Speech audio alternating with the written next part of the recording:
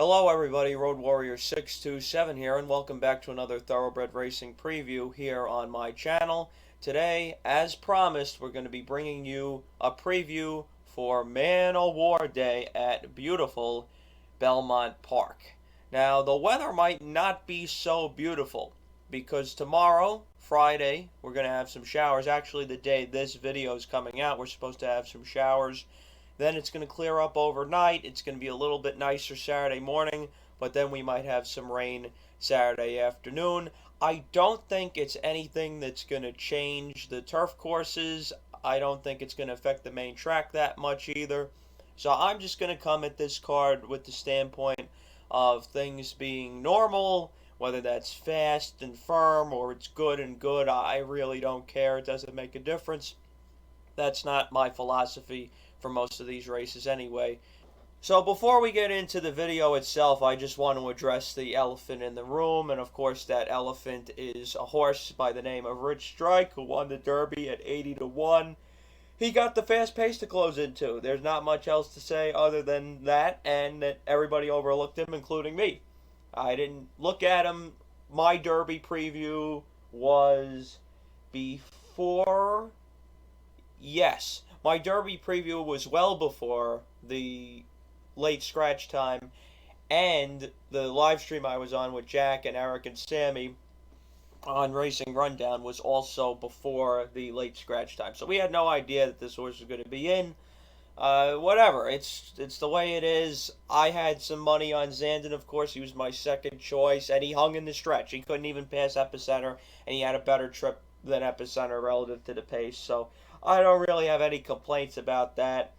I guess it was a cool story, and him winning actually made me feel less bad because at least somebody else beat Epicenter. And Epicenter I was totally wrong about. He's a damn good 3-year-old. Totally wrong. He stood up to that pace in the Derby. He might have ran the best race from a pace standpoint, but if you look at everything the horse had to go through, you could very much say that Rich Strike was the best horse. Hey, but aside from things that have happened already, let's talk about this card. And this card is good. I'm not going to say it's great. The main reason I'm going is very simple. I'm a fan of racing, first and foremost. I'm a degenerate gambler, but first and foremost, I am a fan of good racing, and that's why I'm going out to Belmont this Saturday to watch a hell of a horse race we should have between Gufo and Yabir. That's the main reason. If the Man o' War wasn't on this card, I probably wouldn't go because there's just not enough stuff that I normally play. But we're still going to talk through all 11 races because I feel the need to. I promised it at the beginning of the meet. So that's what we're going to do here. And the first race right here, post time's 1 o'clock, by the way. 6 furlongs, maiden race, 75,000. I'm going to keep all these races very short. I'm just going to put up some ideas. As I already said, I don't love the card. My horse in here on top is going to be a first-time starter that NYRA's riding on the outside for Bruce Levine. I love the outside post in sprints. Fortune's Nephew. I find NYRA riding for Bruce Levine very funny, so I'm going to use this horse on top. Eminency for Rudy Rodriguez. I almost said efficiency. Eminency for Rudy Rodriguez has been running seconds in high-level maiden races in his last 3 starts. I can't put him on top because he's been a bridesmaid the last 3 races. And then also I'm going to just use a little bit of Dennis, or I've even seen this spelling pronounced Denise before with classmates in school. This guy, Eduardo Jones, is a sneaky bastard. He's had horses run out of the skin sometimes. Him and Jackie Davis have teamed up to win before. I am not letting this horse go away and not having at least $1 to win just as a complete saver. So I will be using this horse just a tiny bit in my play. Going pretty light in this first race. Move on to the second. This is a claimer on the Widener. I don't love this race as I don't love claiming races. I suck at them.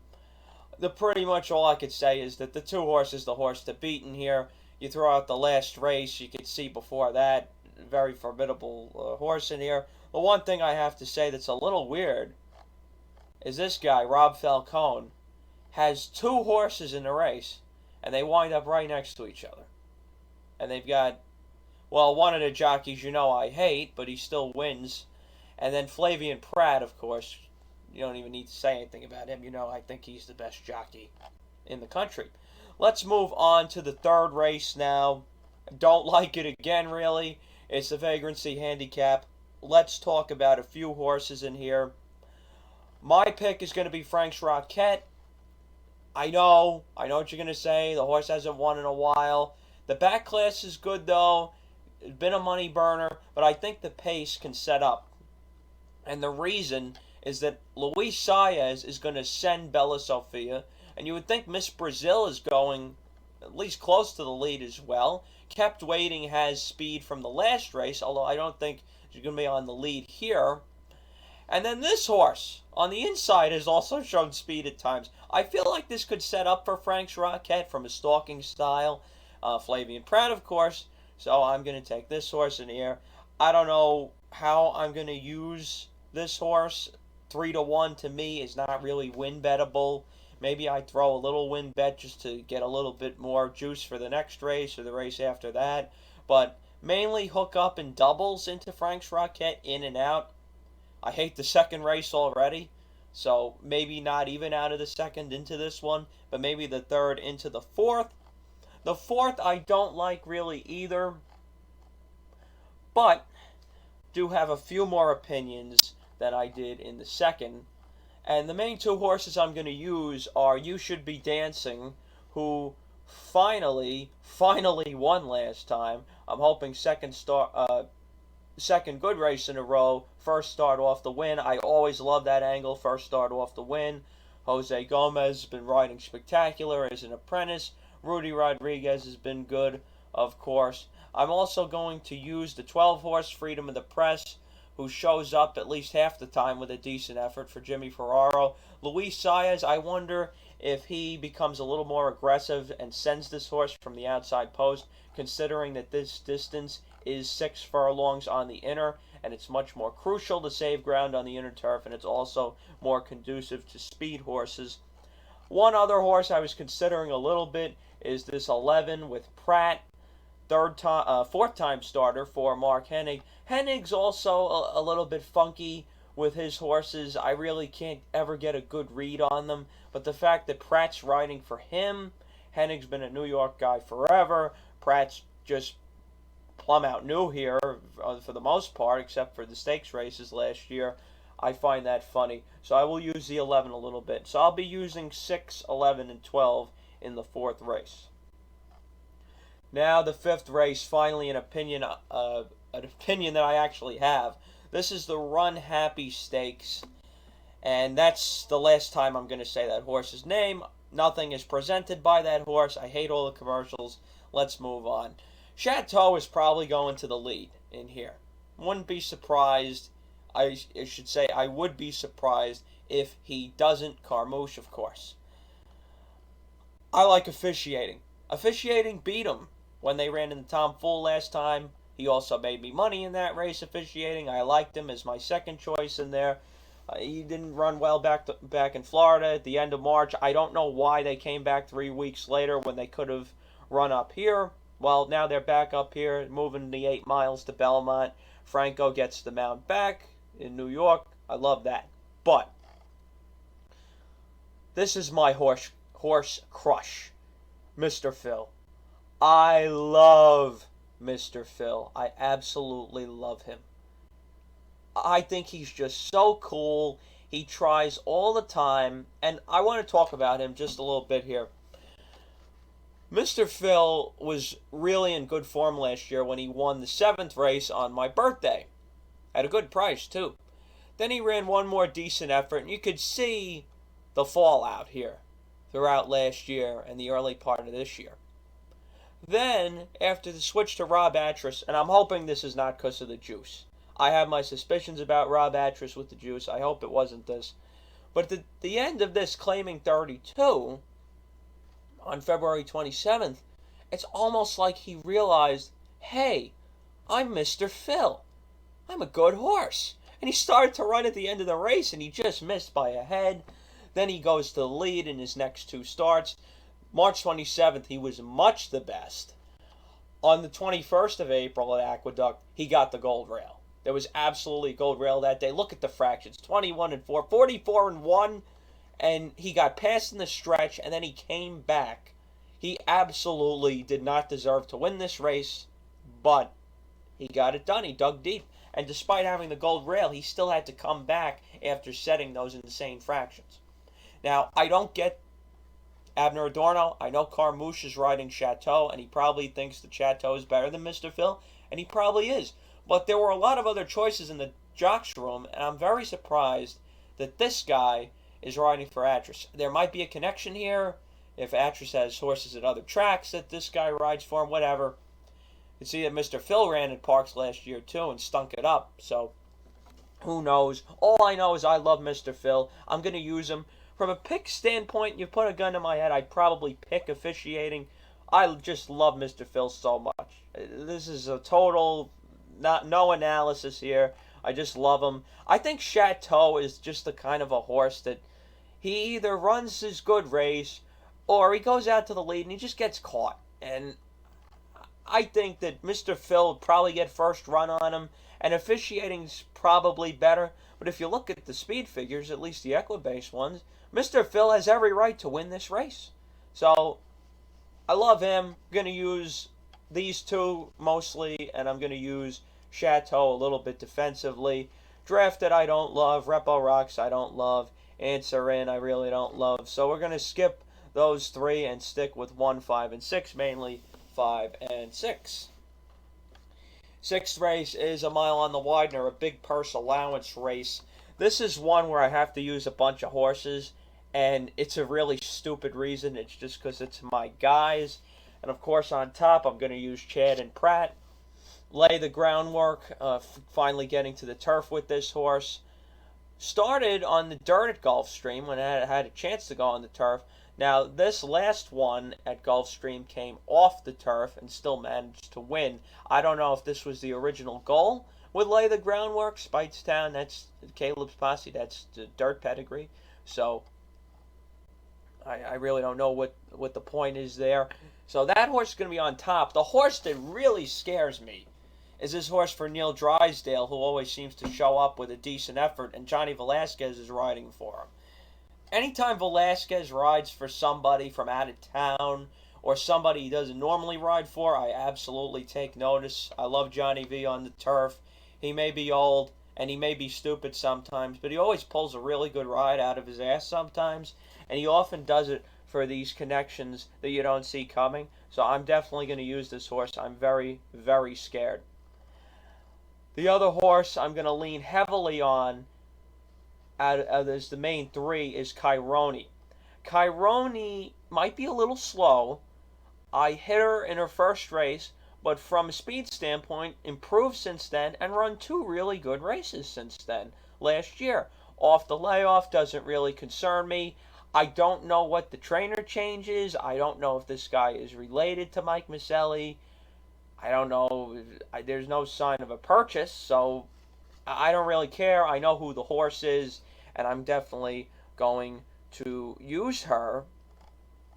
And then the other horse I'm just going to use defensively is Motion from Across the Ocean. First start. Oh, that rhymed too. Very good. Motion from Across the Ocean with Castellano, who's actually been riding okay lately somehow. I've been trashing him for the last year and a half. So I'm going to use him just because Motion's made me a lot of money, and I tend to use him whenever I can. So, you just check. Yeah, it is fillies and mares. I was right, calling them she's. And so that'll be, those are my picks there, 3, 8, 10, and 5. Let's move on to the next one now. And the next one is the 7th race, an allowance race. This is small. I hate entries, but I actually think this entry is pretty tough, specifically St. Selby. This race right here, this June 4th race last year when this horse was 20-1, 24-1, got beat by Kaz's Beach and Demetrios Senefia's horse. This would have won me over $100 if this horse held on. I still rue this day. And he came back last time, March 13th, and won by going to the lead again, as he tried to do last year way back. I have to use Clement in here just because he is here, and he's Christophe Clement. I love him. Where is Christophe in here? I didn't write his number down. Now I have to find him. Probably passed him early in the race. Yeah, listen to your heart. I hate this horse, but if I lose to him and I lose to Christophe at 12 to 1, I'm going to feel like a doofus. Also, last two races over a sloppy track. Look at this. Way, way back. Stakes race. Ran good on a fast track. This is off a giant layoff. I don't care. Christophe off a layoff doesn't concern me. The one thing that does concern me is the workouts. There's one. There's one stinking workout. Maybe Christophe pulls a magical horseshoe out of his ass. I just can't get beat by him. So that's why I have to use that horse. Mass Marauder, of course, is dangerous. Mass Marauder is just a damn good horse most of the time. Now the 8th race. The reason I'm here. I can't wait for this race. And I'm going to take your beer over Gufo. That's what should logically happen. I know your beer shouldn't have lost last time. That they knew they were coming here. It wasn't that long ago. I feel like it was just a prep. Gufo ran his eyeballs out down at Gulfstream that day, so he's going to be very tough. My question in here is, what is Graham Motion doing? Because I targeted this horse last time that he ran. That horse being Easter in this allowance race. It was a real hunch play. It was on Good Friday, so it was right before Easter. And this horse closed from pretty far back to get up for third with Castellano. Gets a jockey switch to Pratt. I think this horse is a real wild card because we really don't know what Graham Motion is thinking. I also don't know what he's thinking considering he's got another horse, Motion from across the ocean, who ran the day before at Aqueduct and ran a stinker, did close some ground at the end of the race. But as you can see, he was beating horses. Flop Shot by Landon C. Kuramata. He's got to beat Gufo and Yabir. I just don't think it's going to happen. Chatterpol's horse is probably going to go out to the lead. Don't think he can last. Aban is the horse in here that is going to be everybody's third choice. Now, last time, Gufo beat him. He ran him down, and I don't see why that's going to be any different this time. The distance will be shorter, and it will be on the inner turf. That's the only way it can happen, is if Luis Saez is the smart Luis Saez he usually is, and makes the first run, and opens up a big enough gap that Yabir and Gufo can't catch up to him. But from a talent standpoint, these two are superior. I think Aban needs a perfect trip. I don't know even if he's going to the lead. I would say if you're Saez, try and get to the lead. Try and not even mess around with Chatterpole. If he really, really wants it, if this guy's going to send, let him. But if he doesn't, I would try and wire this field. Wiring the Man of War is something you can absolutely do, as we saw last year with Channel Cat. Race number 9 is the Peter Pan. And here's a horse that I had when he ran second time out. His name is Electability. This was a big win for me. It made me a lot of money. It was one of the biggest win bets I'd ever made in my life up to that point, and he got the job done by a half a length. He came back next time and managed to just hold off another horse by a head. I just have to trust Chad in here, but there's a million ways you can go. You could take the Electability We the People Exacta. That's a hunch play right there. An absolutely funny hunch play. And that horse is trained by Rudolph Brissett, who also happens to have another horse in the race named Western River, who can absolutely win this race if it falls apart. I know some people out there like state planning. I haven't seen anybody like this horse, the 7, Cook Creek. Golden Glider also sits off the pace. Complete Agenda. Oh, that's another one that just ties in. You would almost think that's a Klarovich horse. Complete Agenda, right? It sounds like a financial term, so, or a political term, just like Electability. So, and that's Todd. And Todd, I don't know if he's trying to get this horse ready for the Belmont. All he's done is break his maiden in his 5th start, but he is Todd Pletcher. You always have to respect that. And you got the 2 brothers there. Set Sail coming in from the West Coast. You don't really see this too much out of the Peter Pan. I know Doug O'Neill did it, 4 years ago with Blended Citizen, I believe. Joel Rosario gets the mount here with Set Sail. We'll see. I just can't use him in a race with these other guys. I'll be mainly focusing on 2, 3, 4. I don't think the pace should be too fast in here, but if it is, I'd be very scared of this horse, Western River. I know I just threw a bunch at you. I just don't have good confidence in this race, but if I have to side with somebody, you know it's going to be electability. Now let's move on to the 10th race, the last of the stakes action, and this is where you got my guys, Peter Brandt and Chad Brown, have 2 horses that are uncoupled in the betting. Both of them have, let's see, oh no, they don't both have 1 U.S. start. This is the one that's going to be favored. This is the one that was purchased for $3.3 million in the same sale that Speak of the Devil was in, and Speak of the Devil only went for $2 million, so everybody's going to be betting this horse.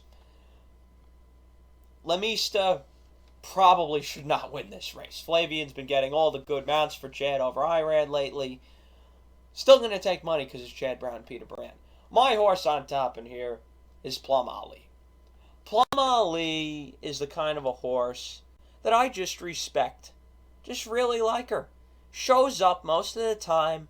When she doesn't show up, generally has an excuse. And I like what they've done in putting her closer in her races. And I think that's what's going to happen in here. Franco's the kind of a guy, as much as I hate him, he does know to keep within striking range most of the time. And I think that's very important for this horse. And I have no reason to believe that she's not going to fire. Beat Technical Analysis last time, who's no bum. I really like this horse. I'm going to play her to win. And of course, I'm going to play the exacta and the triple with these 2. And I'm going to do it pretty heavily. This is definitely going to have to be the biggest base bet out of everything because the prices are not going to be too high, but I'm going to try and get value with Plum Ali. 6-1, I don't know if you get that. I think this horse might be 4-1, maybe 7-2. Could be, depending on how much money that Brandt is taking with his 2 horses, especially the 1. And then finally, the 11th race. Not much here, guys. I just didn't like this race. Act of Congress was a horse who wired a field. First-time starter for Bruce Levine with Javier Castellano. And I said, what the hell happened? I usually don't see Bruce Levine horses on the lead, and I don't see him win with first-time starters. So I have to think that this horse is pretty good. I hate Flying P Stable, as you guys know, because of what they did in the mile and 5/8 race last year here at Belmont. The other horse I'm going to use, of course, is the 11 for Christoph, Autumn Glory, who's also coming out of a race where she won, except that that was at the end of the turf season last year at Aqueduct. The horse who beat me once before in this field at a giant price is Rigby. When I went to the track last year on the 18th of September, managed to win this race at almost 18-1. I was thinking about using this horse, and I chose not to, and that cost me a pretty penny. So maybe I used a little bit of this horse. I really don't love her, but she does have that 1 race further back and a decent figure here at the end of Belmont last year. But I'm mainly going to be sticking with the 2 and 11. Those are just really some ideas. Nothing is set in stone for me on this card, mainly because it's not something that I'm overhyped to play about. My main big race is going to be the 10th race as far as a betting standpoint. And I'm just going to be fooling around here and there. But the main reason I'm going to Belmont is to watch Gufo and Yabir hopefully put on a show. This will be the first trip out there this year, the first of many, because I've got a few weeks off before I start my job for the summer. Can't wait to get started with that. But in the meantime, I'm going to head out to the track plenty of times. Got to take advantage while I can. Then, of course, the Belmont and Stars and Stripes and all that fun stuff will come later down the line. But those are my ideas, guys, for Man Award Day. I know it wasn't anything too comprehensive, just trying to get some ideas out there of where I'm going. That's it. Thank you guys very much for watching. Remember, pay your bills first, and may the odds be ever in your favor.